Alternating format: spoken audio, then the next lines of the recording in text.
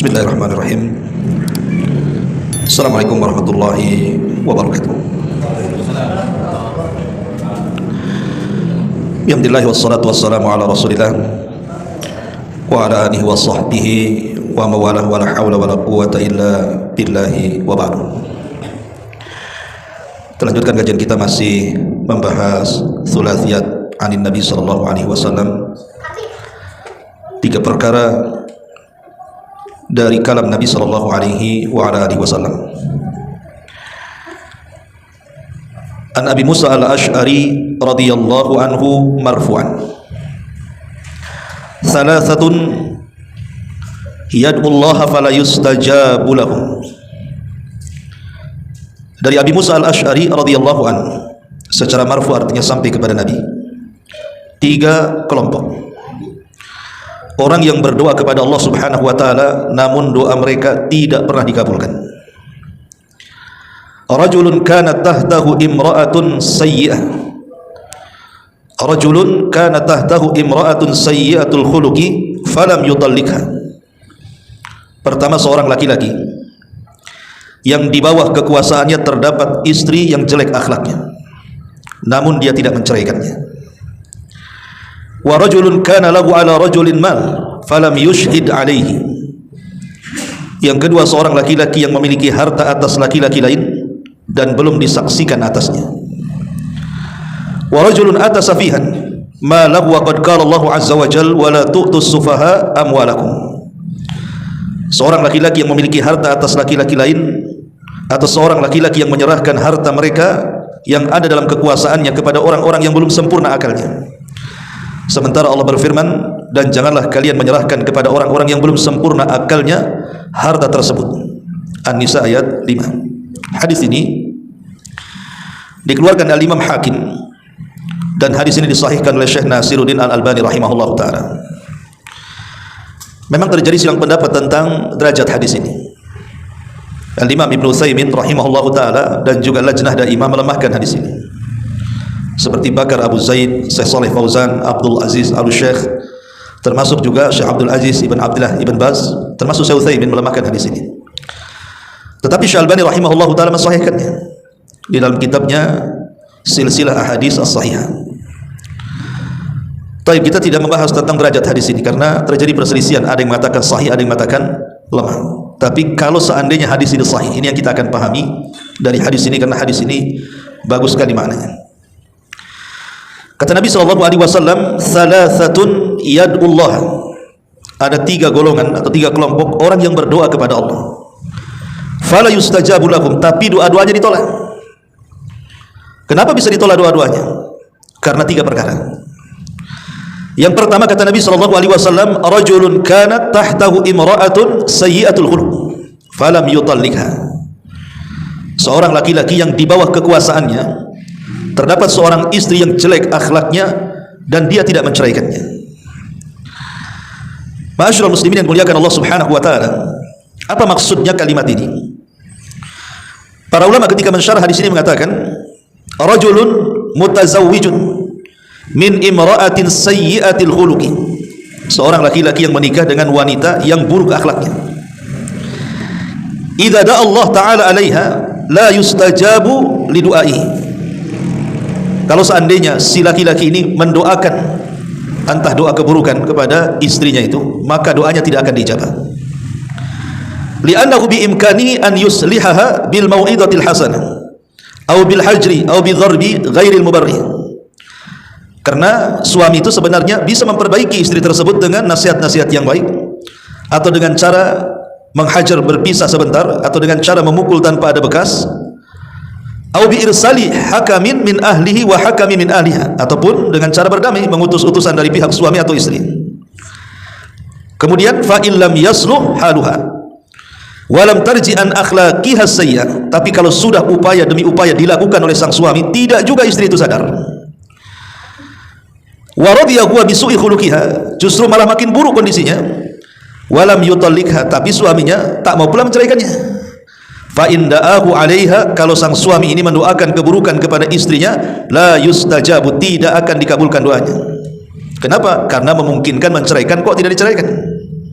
Jadi alasannya Kalau seandainya seseorang itu punya istri jelek akhlaknya, sudah dinasihati tak mempan, sudah diupayakan dengan berbagai macam solusi juga tidak mempan, masih juga jelek akhlaknya.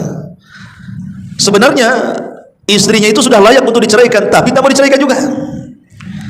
Lah kalau seandainya kemudian suami mendoakan keburukan karena jelek akhlaknya, Allah tidak akan ijabah doanya, karena dia menggantung istrinya.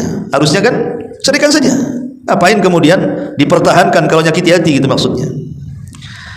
Ini makna yang pertama, nanti kita jelaskan satu persatu. Makna yang kedua, kata Nabi SAW, wa rajulun kana lahu ala rajulin mal falam yushhid alaihi. Seorang laki-laki yang memiliki harta atas laki-laki lain dan belum disaksikan atasnya. Apa maksudnya? Maksudnya adalah rajulun adana akhar mal. Seorang laki-laki memberikan hutang kepada orang. Saya meminjam uang kepada Anda. Kemudian walam yushhid ala dainihi, tapi ketika proses pinjam meminjam uang itu tidak dicatat dan tidak ada saksi, ya main kasih gitu saja, bahkan tidak ada uang jaminan. Mungkin saking percayanya kan itu. Fa ankaral madinu daina, ketika sudah waktunya ditagih, mungkir pula kemudian yang meminjam hutang itu tidak mau bayar. Alasannya mana buktinya? Catatan tak ada, saksi tak ada, uang jaminan pun tidak, kan begitu. Fa idza da'a alaihi sahibud daini fala yustajabu du'aahu fi haqqil madin li'annahu aqrad bidainin biduni tawthiki daini. Kalau seandainya saya marah gara-gara Anda tidak mau bayar hutang, kemudian saya mendoakan jelek, maka doanya tidak akan dikabulkan. Kenapa? Salah sendiri. Kenapa ketika meminjamkan hutang tidak dicatat? Ketika meminjamkan hutang tidak disaksikan dan tidak ada barang jaminan. Berarti yang salah itu yang ngutangi, bukan yang hutang, kan begitu. Walaupun sama-sama salah, yang ngutangi kita mau bayar kan, tapi alasannya, buat apa saya bayar? Mana buktinya? Jadi kalau saya pemilik uang mendoakan doa buruk karena Anda ini tak mau bayar, tidak akan dikabulkan doanya. Kemudian ini makna yang kedua. Yang ketiga, kata Nabi SAW, wa rajulun ata safihan malahu wa qad qala Allah azza wa jalla wa la tutus sufaha amwalakum. Dan seorang laki-laki yang menyerahkan harta mereka yang ada dalam kekuasaannya kepada orang yang belum sempurna akalnya. Sementara Allah berfirman, dan janganlah kalian menyerahkan harta orang-orang yang belum sempurna akalnya kepada mereka. Apa maksudnya? Maksudnya adalah rajulun ata safihan malahu.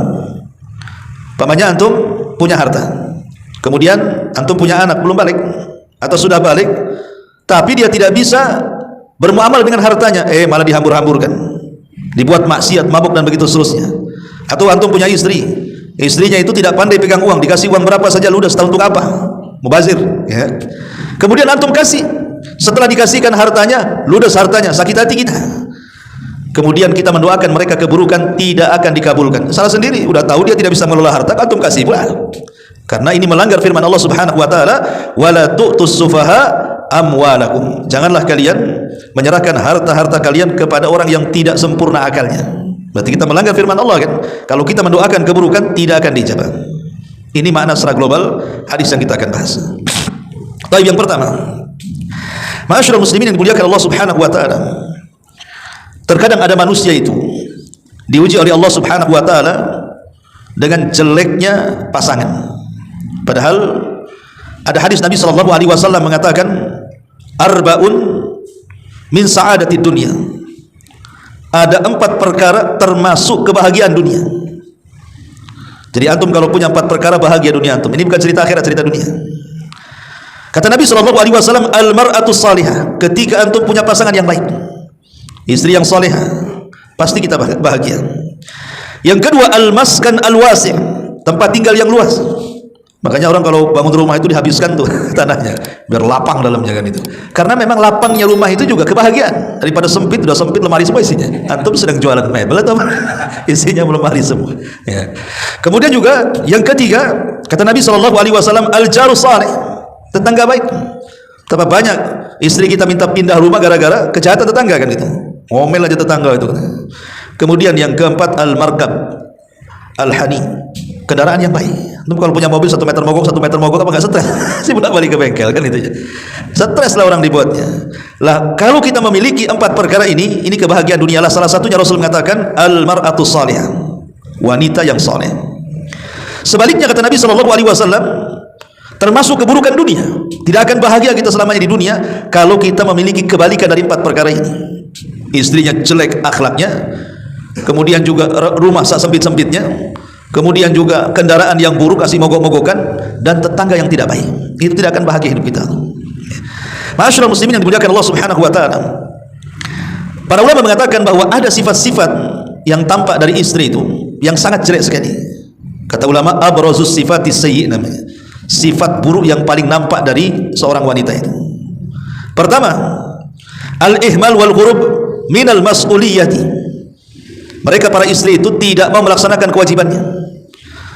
Waktunya antum pulang pengen makan, tak ada pula makanan. Ya, stres antum. Tengok istrinya tidur-tidur aja. Tak ada kegiatan. Capek pun tidak akan begitu. Apa kata istrinya? Jauh dia aja lah bang katanya. Sakit hati kan tuh. Uang belanja tidak kurang. Ke pasar diantar, kulkas penuh, tak mau masak. Ya, ini contoh kecil saja. Ya, tidak mau tanggung jawab karena itu kewajiban dia kan begitu ya. Malah jadi suaminya. Suami sudah capek kerja di luar, artinya istri pun sama-sama kerja di rumah. Ya. Kemudian juga hubbu at-tahakkum was-saytarah. Istri itu maunya menguasai suami. Kalau bisa suami itu di bawah pengawasan dia, bukan terbalik, bukan suami yang ngawasi istri, antum yang diawasi. Oh, saya sih nanti handphone berdering lagi. Siapa? Istri. Di mana bang? Sedang sama siapa? Ngapain itu? Kok jam segini belum pulang? Kan gitu. Padahal sudah tahu suaminya kerja. Sengaja memang dibuat seperti itu supaya antum di pantauan dia. Ya, sampai celakanya ada juga istri yang kemudian naruh apa tuh? GPS. Ya kan? Di mobilnya, di handphonenya, tahu antum mau kemana. Tidak semua rahasia suami harus diketahui istri. Tidak semua. Ada rahasia-rahasia istri tahu, tapi tidak boleh semua. Makanya kenapa para ulama tidak menyarankan tidak boleh. Sekarang nih ada handphone kan gitu. Tidak boleh istri tahu isi handphone suami itu. Walaupun kita tidak ragu ada suami-suami yang kurang ajar kan begitu ya. Tapi hukum asalnya tidak boleh istri itu mengetahui isi apa yang ada di handphone suami itu. Kalau seandainya ketahuan, anggaplah ketahuan dalam handphone itu suami. Apa kata istri? Ah, untunglah makanya Ustaz saya tengok, makanya dia tahu selingkuh. Bukan menyelesaikan masalah, makin sakit hati. Pertama curiga, yang kedua ada bukti, makin sakit hati kan. Bukan menyelesaikan masalah kan. Harusnya kan didoakan. Didoakan yang terbaik. Jangan kemudian mewakili tugasnya Raqib dan Atid. Itu sudah tugasnya Raqib Atid, bukan tugasnya istri. Kadang ada istri itu ingin menguasai suami. Suami pula takut istri habislah dia. Kan gitu. Kemudian juga yang ketiga al-ghiratul mufritah. Cemburu yang bersangatan. Ingat bahwa cemburu yang bersangatan ini membuka pintu talak. Karena biasanya suami tidak suka dengan istri yang cemburuan. Dia cemburu bagus karena tanda cinta. Tapi kalau bersangatan berlebihan, ini masalah. Ya. Kemudian juga al-israfu wa tadbir. Al-israfu wa tabdzir, di antara akhlak yang buruk adalah si istri itu tak pandai membelanjakan hartanya dengan baik. Jadi suami ini lelah letih nyari harta itu kan supaya hartanya itu sebisa mungkin dimanfaatkan kepada yang manfaat. Tapi terkadang ada istri yang tidak tahu diri itu. Lelah letih suami bekerja, ketika diberikan uang malah yang dibeli pula yang tidak ada manfaat bagi dia. Tidak ada manfaat bagi suaminya, tidak ada manfaat bagi anak-anaknya. Hanya manfaat untuk dia saja, gaya-gaya saja. Nah, ini juga termasuk akhlak, termasuk at-tadzammur wasyaqwa, banyak mengeluh. Mengeluhnya itu banyak kali, bang sebelah itu udah naik tuh rumahnya, kita ini kok nggak naik-naik. Kan itu. Ya. Jadi ada orang-orang ihtimam bil madahir. Ada istri itu yang tipenya itu hanya menampakkan casingnya saja. Kalau bisa pengen pakainya bagus, ya nampaknya sudah syar'i. Betul, istri antum sudah hijrah. Tapi yang dipikirkan itu hanya pakaian saja. Ada cadar bagus beli, ada nikob bagus beli, ada pakaian syar'i beli. Udah setumpuk satu lemari, kalau bisa dua lemari. Tidak mungkin juga sekali pakai 5 rangkap kan gitu ya. Ngapain juga kan gitu. Tapi ada kemudian yang sudah hijrah saja, terkadang yang diperhatikan itu hanya pakaian saja. Hijrah yang sesungguhnya itu sebenarnya hijrah hati dulu. Karena casing itu buat apa? Allah kan tidak memandang. Innallaha la yanzuru ila suwarikum wala ila amwalikum walakin yanzuru ila qulubikum wa amalikum. Kalau ingin hijrah, jangan casing saja. Karena Allah tidak pernah memandang rupa kalian, tidak pernah memandang harta kalian, yang Allah pandang hati dan amalan kalian. Ini yang harusnya ditampakkan, hati dan amalannya lebih baik lagi. Bukan pakaiannya. Pakaian itu satu dari sekian hijrah. Tapi itu bukan tujuan. Ya, karena itu yang banyak gitu ya. Termasuk juga al-ghurur wa takabbur. Merasa sombong, kadang-kadang istri merasa sombong akhirnya tidak menghargai suaminya. Mungkin kendalanya karena pendidikannya lebih tinggi, atau mungkin dia lebih kaya, atau gajinya lebih tinggi. Suaminya pula ya pas-pasan, pendidikannya pas-pasan, penghasilannya pas-pasan, cara berpikirnya pas-pasan. Akhirnya kemudian istri merasa sombong. Oh, ini bahaya nih kalau sudah seperti ini. Ya. Ma'asyiral muslimin yang dimuliakan Allah Azza wa Jalla, dan yang seperti ini adalah ujian bagi laki-laki. Syekh Utsman Khamis pernah ditanya, Syekh, bagaimana kalau seandainya seorang suami itu punya istri yang buruk akhlaknya? Apakah dia harus bersabar ataukah harus menceraikannya? Maka Syekh mengatakan asalnya adalah sabar. Antum kalau sabar itu lebih baik. Tapi kalau seandainya tidak bisa sabar, maka menceraikan tidak ada masalah, karena sudah ada alasan menceraikannya. Kalau memang dia buruk sekali akhlaknya akan begitu, dinasihati tak mempan, bahasa Jawanya dikandani-kandani gitu ya, terbalik dia, ya diserang malah nyerang gitu ya. Ada istri-istri yang keras kepala, yang susah dinasihati dengan cara apapun. Ada model-model istri yang seperti ini, lisannya jahat, ucapannya kotor, tidak punya akhlak dan begitu seterusnya. Maka kata beliau, tidak masalah menceraikan, tapi kalau antum mau sabar dengan kondisi mereka, maka itu lebih baik. Ya, tapi ya gitu, hari-hari jantungan jadinya lah, was-was saja jadinya bawaannya kan. Ya, tapi kalau diceraikan pun tidak ada masalah, karena terkadang cerai itu solusi. Daripada kemudian antum hidup dengan istri seperti itu, antum tidak bahagia, lalu apa tujuan rumah tangga? Nggak kecapai sama sekali mawaddah warahmah-warahmahnya, itu tidak ada sama sekali. Ini yang pertama. Lah kalau kita melihat hadis ini, anggaplah hadis ini kita mengambil pendapat Syekh Albani yang mensahihkan hadis ini. Jadi kalau antum diuji kemudian punya istri yang jahat, jelek akhlaknya, yang sudah layak diceraikan, tapi antum tidak mau menceraikannya dengan alasan masih sabar. Jadi kalau antum sakit hati dengan istri kemudian mendoakan buruk kepada istri itu, maka tidak akan dikabulkan doanya. Tidak akan dikabulkan berdasarkan zahir hadis ini. Ini yang pertama. Kemudian yang kedua, bicara masalah hutang piutang, ikhwan. Kita tahu bahwa hutang piutang ini perkara yang dibolehkan dalam Islam hakikatnya, tetapi murni soal sosial. Jadi kalau antum menghutangi seseorang itu sebuah amal kebaikan. Karena menolong orang kan, wa ta'awanu 'alal birri wat taqwa kan, salinglah tolong-menolong di atas kebaikan dan ketakwaan. Apalagi orang yang berhutang itu berhajat dan mendesak. Umpamanya untuk sewa rumah, kalau tidak dia tidak bisa tidur di rumah. Umpamanya kalau tidak beli makan dia tidak makan. Nah, kita lebih berpahala lagi menolong mereka kan itu, walaupun atas nama hutang. Tapi masalahnya adalah di pihak orang yang berhutang. Di pihak orang yang berhutang.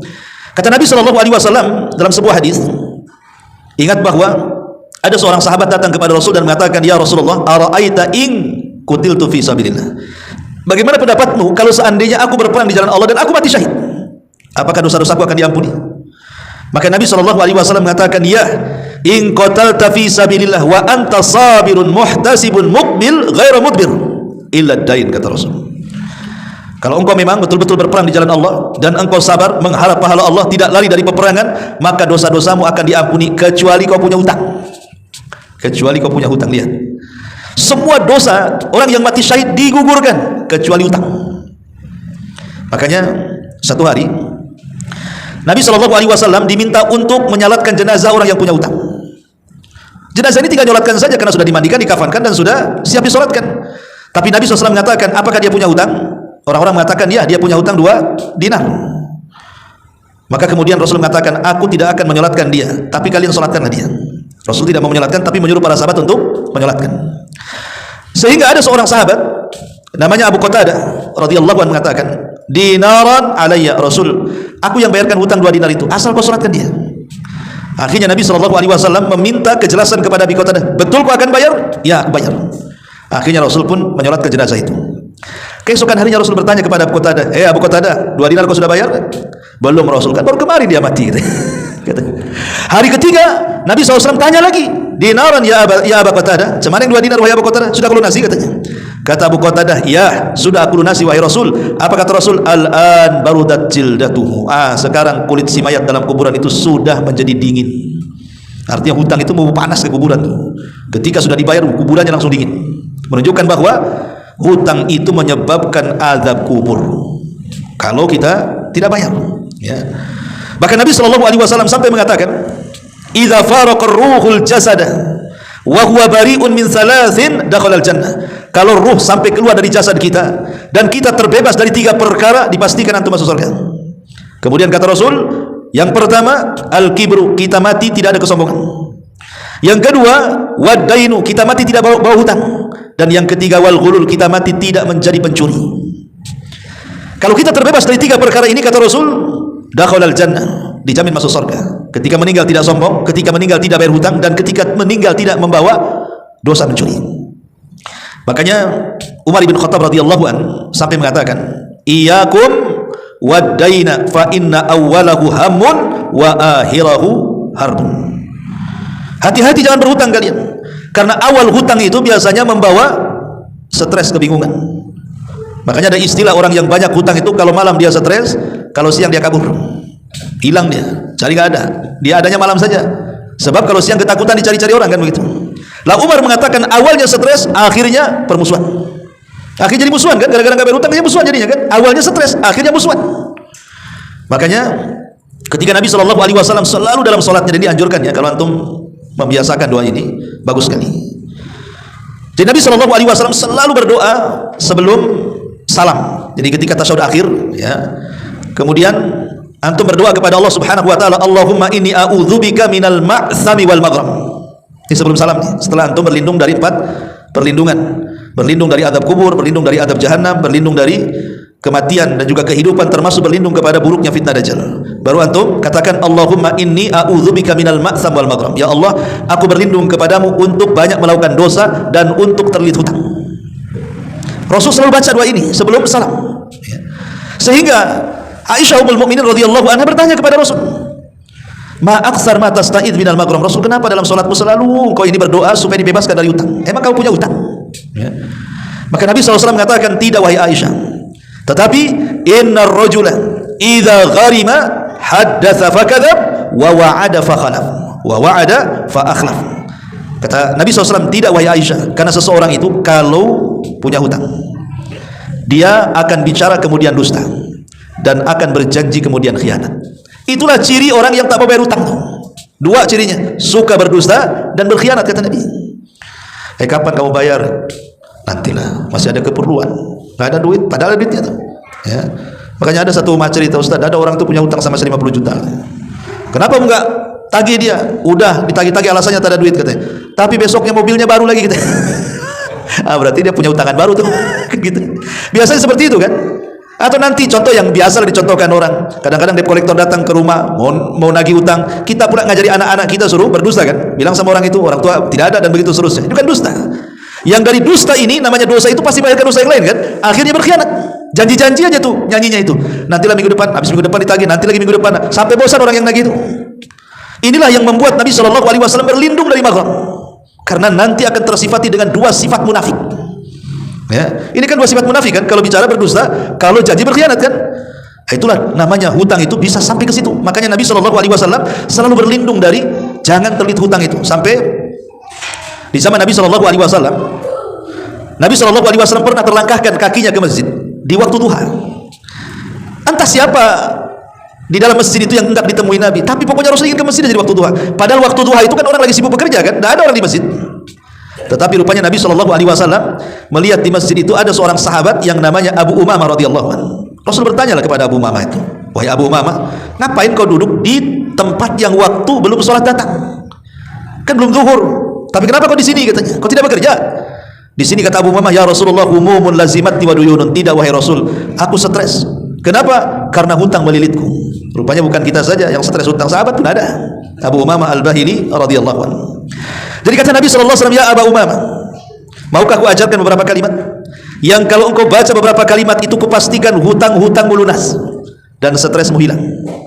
Kata Abu Umamah, ya tentu mau Rasul. Seperti apa kalimat yang harus aku lazimkan itu?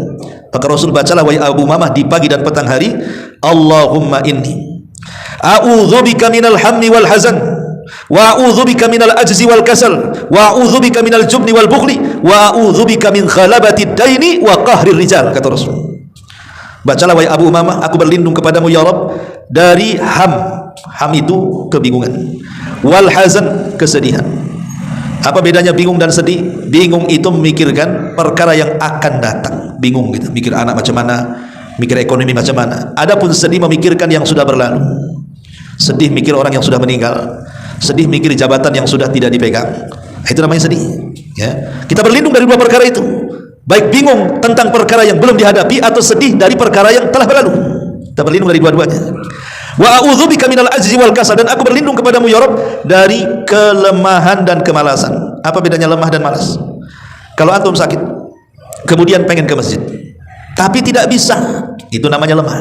Pengen ke masjid tapi tak bisa karena sakit. Antum sehat, ada panggilan azan, tak mau ke masjid, itu malas namanya. Bedanya ya, bedanya lemah dengan malas di situ. Nah, kita berlindung dari dua-duanya. Ya. Kemudian yang ketiga kata Nabi Shallallahu Alaihi Wasallam, Allahumma inni a'udzubika minal jubni wal bukhli. Aku berlindung kepadamu ya Rabb dari kepengecutan dan kebakhilan. Pengecut dan juga bakhil, penakut, pengecut itu.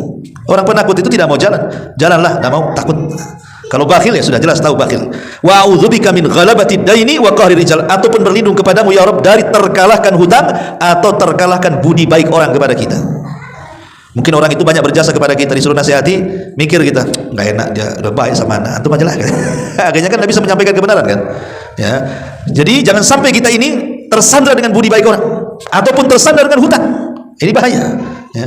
Ma'asyiral muslimin yang dimuliakan Allah Subhanahu wa taala, pertanyaan pun muncul. Kenapa orang itu meremehkan masalah hutang piutang? Ada orang beralasan, ikhwan, kenapa saya berhutang Ustaz? Biar saya semangat kerja katanya.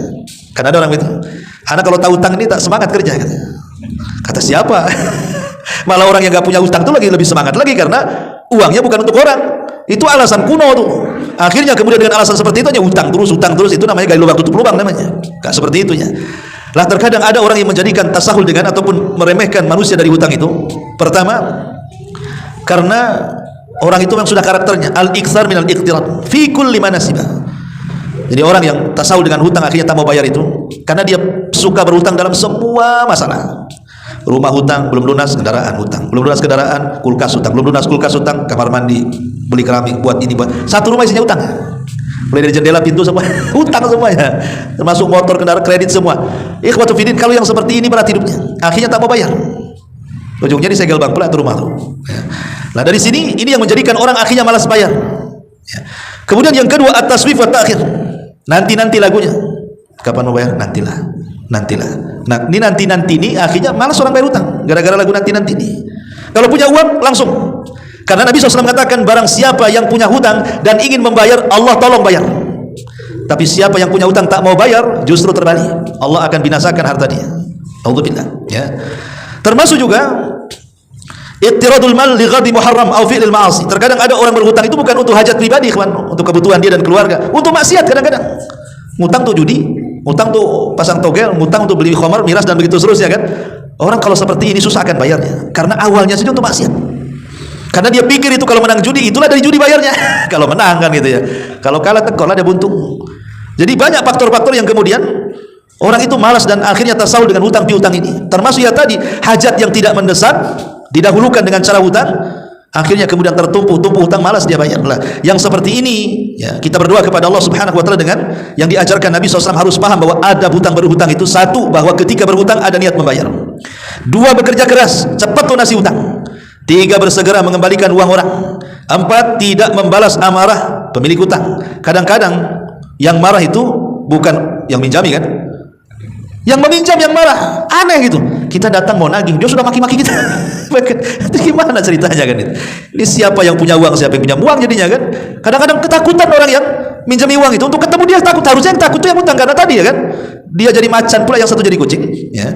Jadi nggak usah balas ya kalau ada amarah pemilik utang, kemudian melebihkan nominal utang, bukan riba, tidak, kecuali kalau yang menghutanginya itu terkena rentenir ya. Tapi kalau memang yang menghutang itu orang baik, tidak pernah dia bermuamalah dengan riba, kalau kita mengembalikan sebagai hadiah, kita kasih lebih, itu tidak ada masalah ya. Namanya kebaikan harus dibahas kebaikan kan ya. Kemudian jangan lupa doakan orang yang telah berbuat baik dengan menghutangi orang ketika kita sudah membayarnya. Lah, adapun poin yang kita bahas di sini adalah masalah hutang piutang. Jadi ingat bahwa ketika antum menghutangi hutang kepada orang, maka ingat ada hukum-hukum yang berlaku di situ. Pertama, ya, tahdid ajalidain. Antum harus jelaskan, nih saya kasih uang sampai kapan antum pinjam? 2 bulan, 3 bulan, 1 tahun. Jelaskan, ya, catat. Yang kedua, kitabatud dain wa ajali. Mencatat, betul-betul dicatat. Kemudian yang ketiga, harus ada saksi. Saksi itu minimal 2 laki-laki. Kalaupun tidak ada laki-laki, 1 laki-laki, 2 perempuan. Karena persaksian laki-laki itu sama dengan 2 perempuan ya. Kemudian juga harus dibacakan hutang itu. Setelah dicatat, disaksikan, dibacakan supaya orang dengar. Jangan sampai diam saja. Kalau memang dia bisu, ya orang lain suruh bacakan. Kenapa kemudian Islam itu mengikat seperti ini? Sampai sebagian ulama, Imam Qurtubi mengatakan saksi dan catatan itu wajib, walaupun jumhur mengatakan sunnah, supaya satu tidak lupa ya. Namanya manusia itu kan ada lupanya. Kadang-kadang lupa lo sama sekali. Berapa ya dulu saya kasih antum? Yang ngutangi dia, kalau yang berutang biasanya tak lupa berapa nominalnya, yang ngutangi yang lupa biasanya. Cuma dia pura-pura lupa biasanya. Itu yang masalahnya ya. Lah, supaya tidak lupa, supaya tidak terjadi perselisihan, supaya tidak ada yang diambil dengan cara maling dan begitu seterusnya, makanya diperlukan hal-hal yang seperti ini. Lah, kalau seandainya tidak diindahkan, antum minjami orang uang banyak 100 juta umpamanya, tapi tidak ada catatan, tidak ada saksi, tidak ada barang sebagai barang jaminan. Kemudian antum katakan bulan depan bayar ya. Tiba-tiba setelah bulan depan bayar, kita tagih, mana uang 100 juta itu? Dia tak mau bayar. Mana buktinya katanya? Nggak ada catatan, nggak ada saksi, nggak ada barang jaminan. Kalau seandainya dia mengelak, sebenarnya dia zalim karena mengelak, kan begitu ya. Tapi kalau kita kemudian marah mendoakan buruk kepada dia karena mengambil uang kita, tidak akan dijabah doanya. Berdasarkan dhahir hadis ini. Kenapa? Karena kita pun salah. Kenapa tidak mencatat? Kenapa tidak ada saksi? Kenapa tidak pakai barang jaminan uang sebanyak itu, kan gitu? Lah itu dhahir hadis seperti ini. Doa kita akan ditolak. Ini yang ketiga. Dan yang keempat adalah kata Nabi sallallahu alaihi wasallam, wa rajulun atasafihan ma lahu wa qad qala Allah azza wa jalla wa la tu'tus sufaha amwalakum. Dan seorang laki-laki yang menyerahkan harta mereka kepada orang-orang yang belum sempurna akalnya, padahal Allah mengatakan jangan kalian menyerahkan kepada orang-orang yang belum sempurna harta-harta kalian kepada mereka. Sebagian para ulama mengatakan siapa yang dimaksud safi di sini? Orang yang tidak sempurna akalnya di sini. Pendapat yang pertama, ada yang mengatakan yang dimaksud safi di sini artinya an-nisa wasibyan, perempuan dan anak-anak. Pokoknya antum punya istri, dia tak pandai mengelola harta, diberi uang berapa saja ludes, entah untuk apa. Ini berarti nggak berakal perempuan itu. Ataupun anak-anak, ya, anak-anak yang belum bisa mengelola harta, antum kasih banyak pula.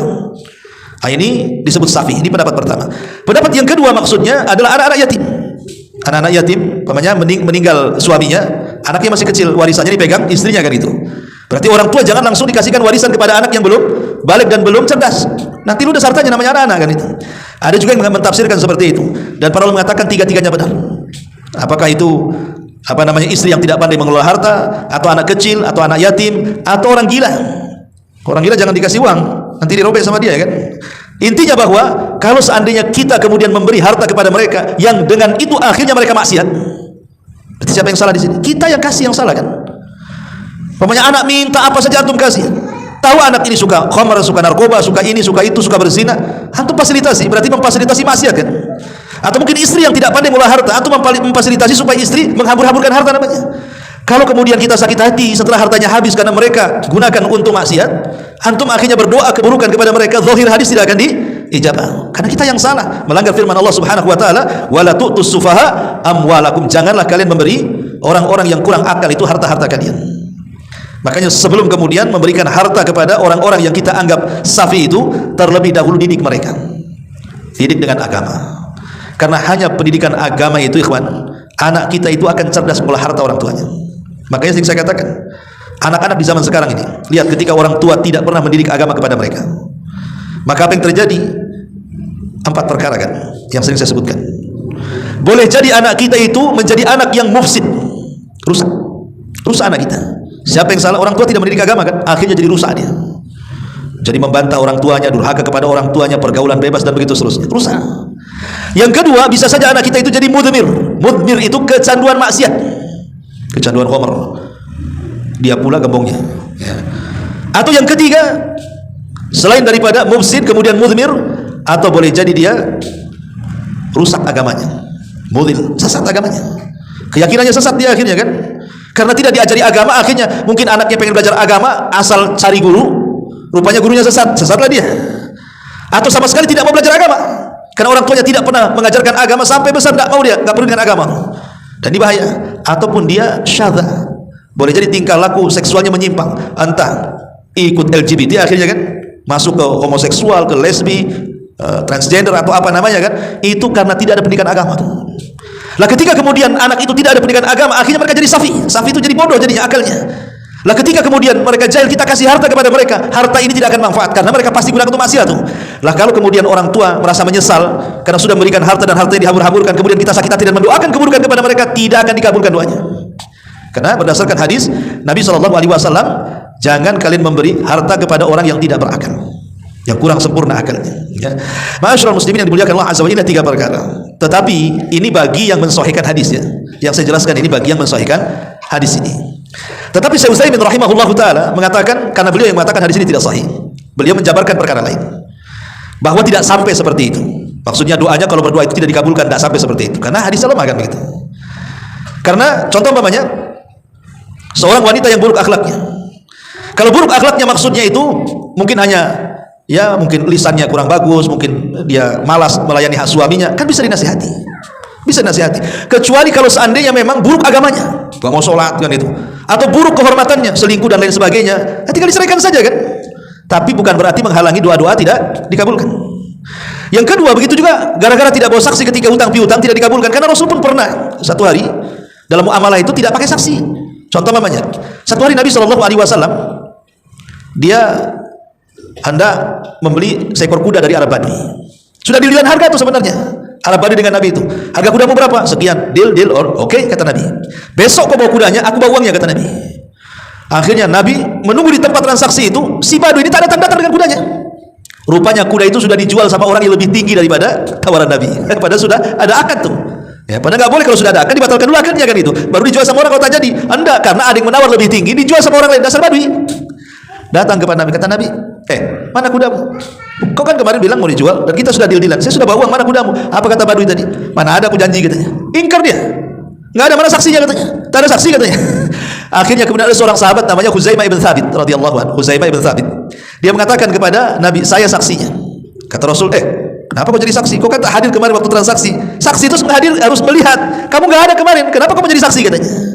Kata Huzaimah bin Thabit, ya Rasul, kalau aku lo membenarkan kabar dari langit, ya, bagaimana aku tidak membenarkan kabar dari bumi? Pasti kau yang benar, dia yang dusta. Maka dari situlah Rasul menjadikan Huzaimah itu sama dengan dua persaksian tuh, saksinya. Artinya kan Rasul ketika transaksi dengan Arab Badui kan tidak pakai saksi kan? Ya, dari sini menunjukkan bahwa ya seolah-olah hadis ini juga akan bertentangan dengan masalah hadis ini. Jadi tidak sampailah kemudian doanya tidak dikabulkan begitu. Begitu juga yang terakhir gitu ya, masalah orang yang berikan harta kepada orang safi. Jadi tergantung penafsiran. Kalau yang mensahihkan hadis ini ya memang tidak akan dikabulkan. Tapi bagi yang melemahkan hadis ini maka tidak sampai ke situ. Wallahu a'lam bishawab, ini yang bisa saya sampaikan.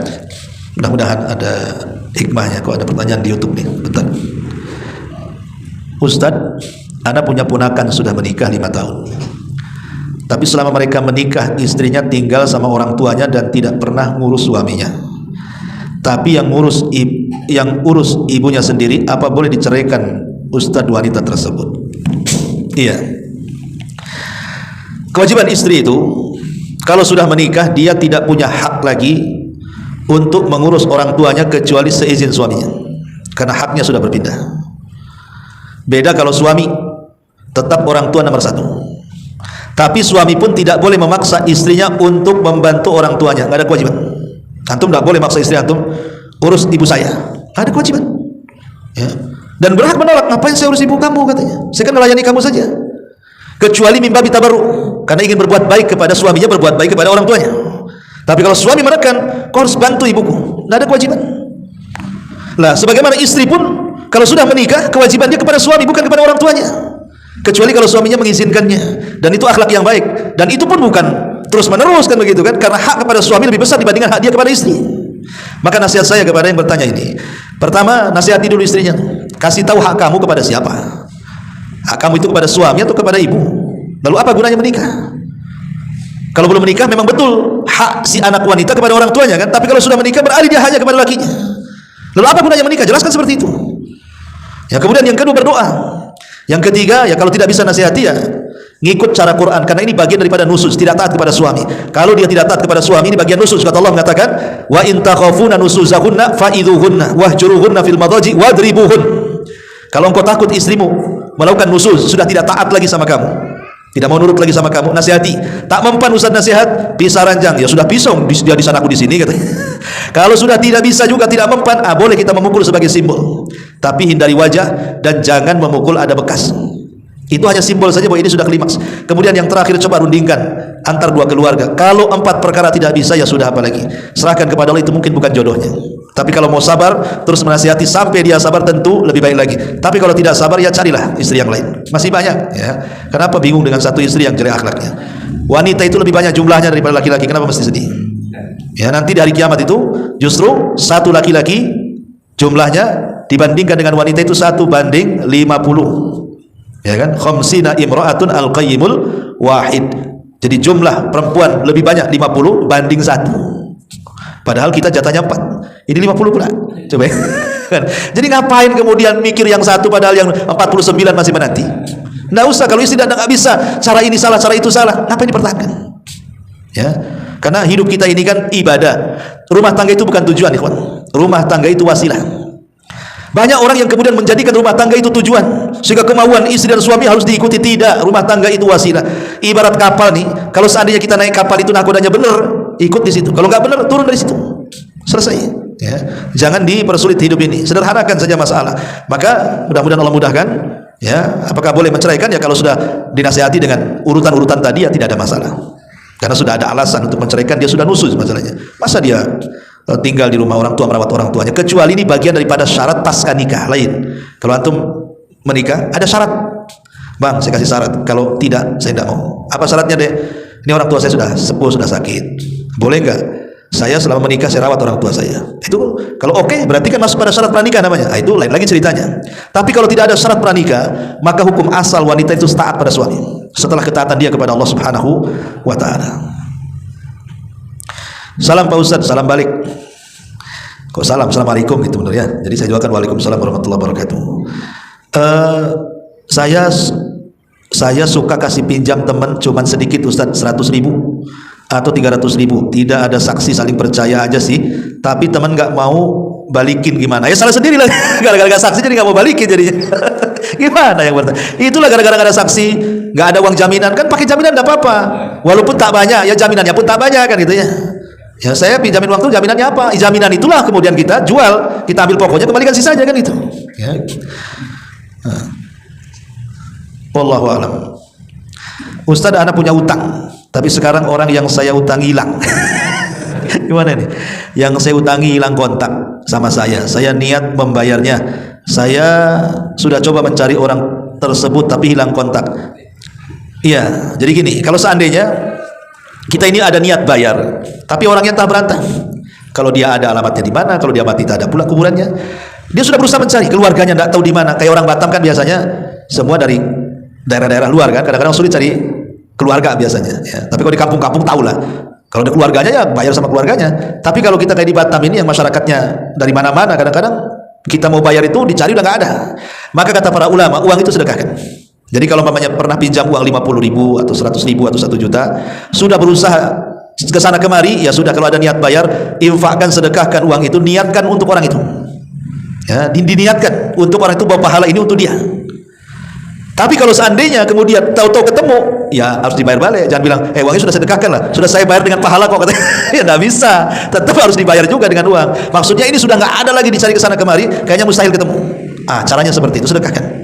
Jadi pahalanya diberikan kepada orang yang telah menghutangi kita.